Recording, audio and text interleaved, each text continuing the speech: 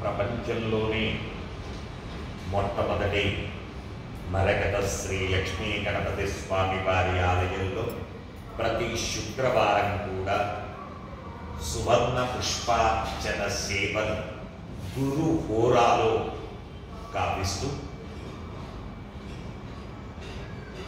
ఏ మానవుడైతే పూర్వజన్మ పాప కర్మము చేత ఈ జన్మలో తను చేసుకున్నటువంటి ప్రతి పనికి ఆ పూర్వజన్మలో చేసుకున్నటువంటి పాప కర్మం అడ్డుగోడగా పడుతూ ఆ పనిని సక్రమంగా నిర్వర్తించనీవదట.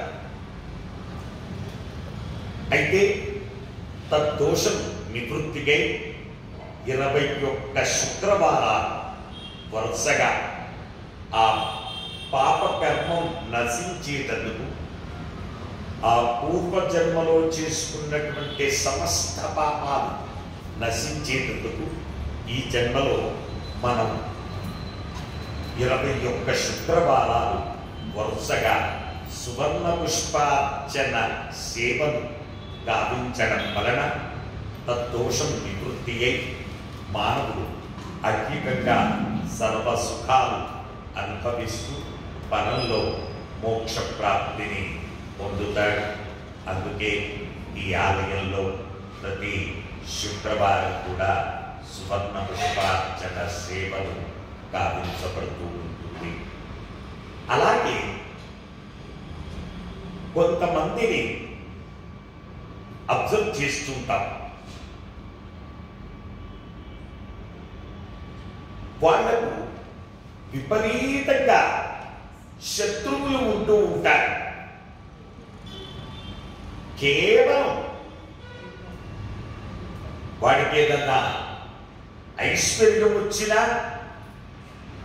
అమ్మో ఆయన కాదు, అమ్మో ఆయనకేమైంది అని నరదృష్టిని పెడుతూ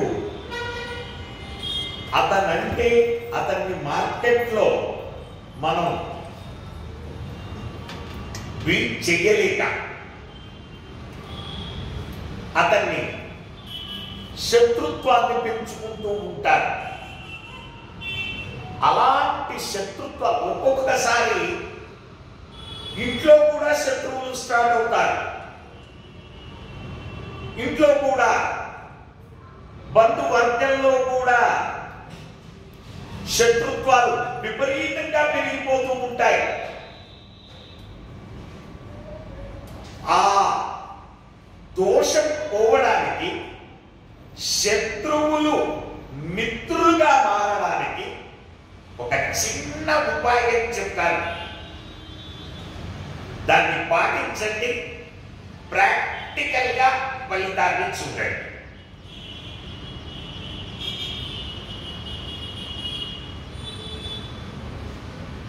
ఆదివారం రోజున లేదా మంగళవారం రోజున రాహుకాల సమయంలో, అనగా ఆదివారం అయితేనేమో బిట్వీన్ 4:30 to 6,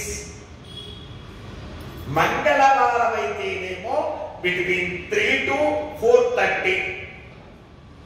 మంగళవారం అయితే బిట్వీన్ 3 to 4:30,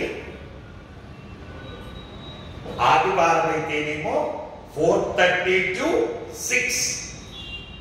ఆ సమయంలో ఒక లవంగా తీసుకోండి. ఆ లవంగా పువ్వుతో ఉన్నదై ఉండాలి. అయితే నీకు ఎంతమంది శత్రువులు ఉంటే అన్ని లవంగాలు తీసుకో. పువ్వుతో ఉన్నటువంటి లవంగాలు తీసుకోండి. పువ్వు లేకుండా ఉన్న లవంగా దీనికి పని చేయదు.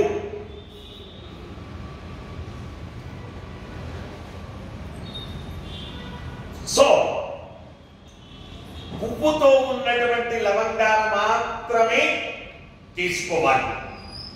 ఒక లవంగా తీసుకొని ఆ శత్రువు పేరు చెప్పుకొని శత్రువు మిత్రుడిగా మారాలి.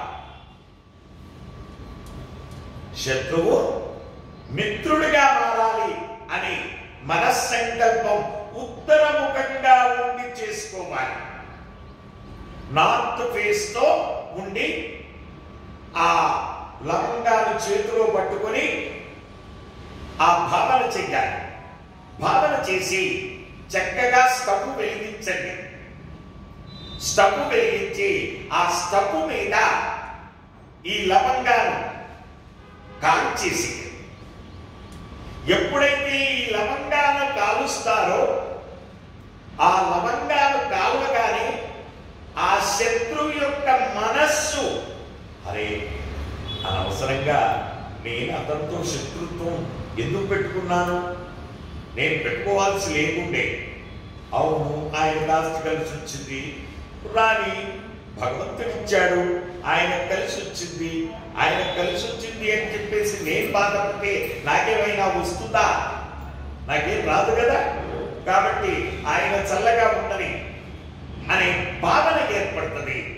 ఏర్పడి ఆటోమేటిక్గా శత్రుత్వం పోయి మిత్రుత్వ స్థితులు ఏర్పడతాయి. నీకు ఎంతమంది శత్రువులు ఉంటే అన్ని లవంగాలు తీసుకొని ఒక్కొక్కరిని ఒక్కొక్కసారి మానసికంగా భావన చేసి ఆ ఒక్కొక్కటి ఆ స్టవ్ మీద పెట్టి కాల్చేసేది.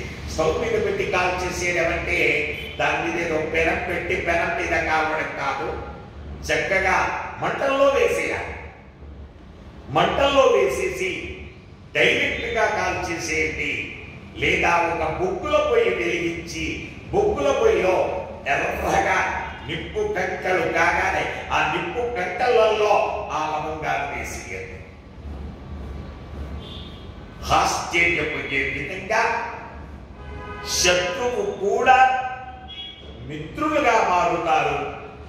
ఆశ్చర్యపోయేటటువంటి మార్పు వస్తుంది.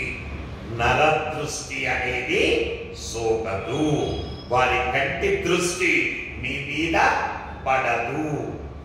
పడ్డ అది రివర్స్ వెళ్ళి వాళ్ళకే తాకుతుంది. శత్రువులంతా మిత్రులుగా మారుతారు. వచ్చే వారం మరొక రెమెడీతో మనం కలుసుకుందాం. శుభమస్తు. ఎడమ చేతులు